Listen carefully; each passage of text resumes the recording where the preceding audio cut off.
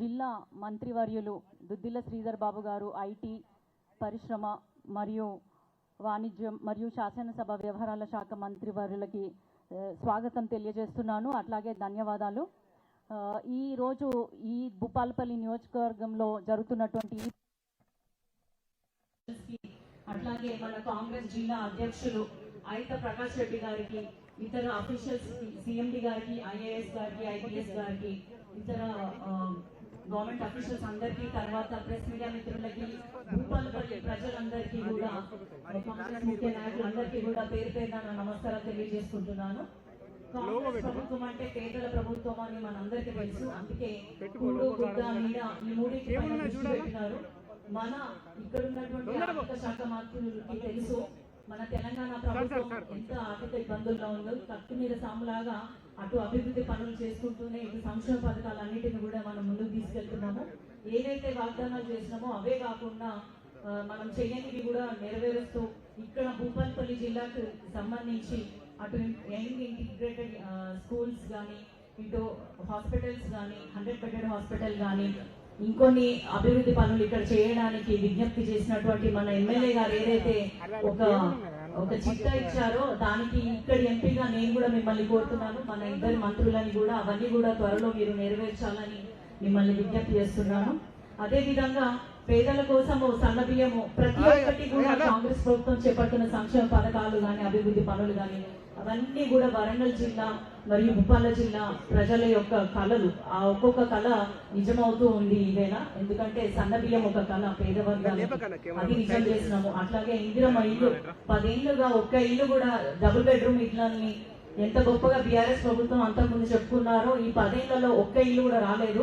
కానీ కాంగ్రెస్ ప్రభుత్వం ఏర్పడిన సంవత్సరాల కాలంలో అర్హులైన పేదలందరికీ కూడా ఇందిరమ్మ ఇల్లు ఇస్తున్నది ఈ కాంగ్రెస్ ప్రభుత్వం. అంటే ఇంటిని కూడా నిజం చేస్తున్నారు, ఇంటి కళ కూడా సాకారం అవుతుంది. అదేవిధంగా అన్ని వర్గాలకి, అటు పేదలకి, పిల్లలకి సంబంధించి స్కూల్స్ని స్ట్రెంగ్తెన్ చేయడమే కాకుండా యంగ్ ఇండియా ఇంటిగ్రేటెడ్ స్కూల్స్ని స్టార్ట్ చేశారు. మహిళల కోసం ఇందిరా మహిళా శక్తి అని చెప్పి వాళ్ళని కూడా కోటీశ్వర్లు చేయాలన్న సంకల్పంతో కూడా అనేక కార్యక్రమాలు చేపడుతున్నారు.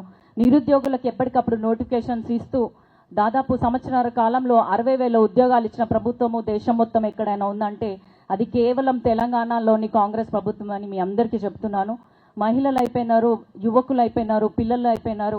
రైతులకు కూడా రైతు రుణమాఫీ అని చెప్పి 21,000 కోట్లు రుణమాఫీ చేయడం జరిగింది. మనందరికీ తెలుసు.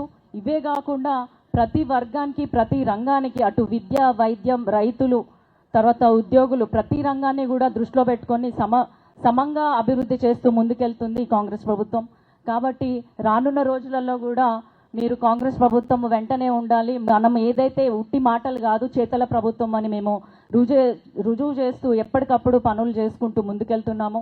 ఇక్కడ ఏదైతే ఒక రైల్వే స్టేషన్ కావాలి మన భూపాలపల్లికి, అది కూడా మనం ప్రయత్నం చేద్దాము. అదేవిధంగా ఇక్కడ ఒక జవహర్ నవోదయ విద్యాలయం కూడా కావాలి అని మన ఎమ్మెల్యే గారు చెప్పినారు. కాబట్టి కేంద్రంలో ఆ 2 కూడా మంజూరయ్యే విధంగా నేను ఎంపీగా మీకు ప్రయత్నం చేస్తానని మాటిస్తున్నాను. అదేవిధంగా రానున్న రోజులలో ఎమ్మెల్యే గారు సలహాలు సూచనల మేరకు ఇక్కడ కావాల్సిన అభివృద్ధి పనులకి నా నిధులు తప్పకుండా మంజూరు చేస్తాను.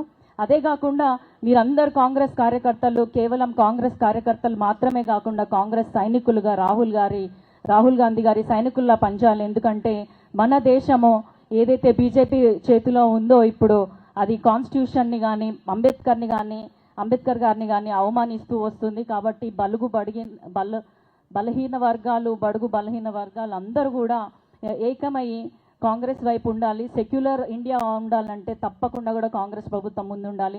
ఇటు రాష్ట్రంలో ఉండాలి, అటు దేశంలో ఉండాలి.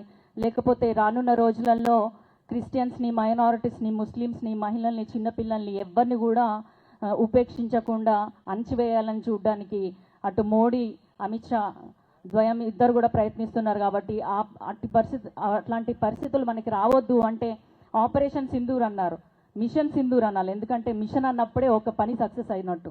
ఆపరేషన్ అంటే అది పేషెంట్ బతకొచ్చు, చావచ్చు. కాబట్టి పేరులోనే ఆంతర్యం ఉంది. ఏంటంటే ఆపరేషన్ సింధూర్ ఫెయిల్యూర్ అయిపోయింది అది. ఎందుకంటే ఎందుకు మొదలు పెట్టారో, ఎందుకు ఆపేశారో తెలియదు. ఒక 3వ వ్యక్తిగా అమెరికన్ ప్రెసిడెంట్ అది ఆపమని చెప్పినాడు. అట్లాంటి దుస్థితిలో ఇప్పుడు మన దేశం ఉంది. దాన్ని డైవర్ట్ చేయడానికి మళ్ళీ తిరంగా యాత్ర అని మొదలుపెట్టినారు. కాబట్టి ఇవన్నీ కూడా మనము పక్కన పెట్టేసి మన దేశాన్ని మనం కాపాడుకోవాలంటే ప్రతి ఒక్క కాంగ్రెస్ కార్యకర్త సైనికుడిలా పనిచేయాలి. రాహుల్ గాంధీ గారిని రానున్న రోజులలో ప్రధానమంత్రిని చేయాలి. మళ్ళీ మన తెలంగాణలో కాంగ్రెస్ ప్రభుత్వం రావాలి అంటే ఇప్పటి నుంచే మనం కష్టపడాలి. మనం చేసే సంక్షేమ పథకాలన్నిటిని కూడా ప్రజల వద్దకు చేరదీయాలి. అదేవిధంగా మన ప్రతిపక్షాలు చేస్తున్నటువంటి విమర్శల్ని తిప్పికొట్టాలని మీ అందరినీ కోరుకుంటూ, మీ అందరినీ ఇక్కడ కలవడానికి ఈరోజు నాకు అవకాశం కల్పించినందుకు ఎమ్మెల్యే గారికి, అలాగే మన ఉప ముఖ్యమంత్రి గారికి, మంత్రివర్లకి, అందరికీ, ఇక్కడున్న నాయకులకి, ప్రజలందరికీ కూడా పేరు పేరున నమస్కారాలు తెలియజేసుకుంటూ సెలవు తీసుకుంటున్నాను. జై హింద్.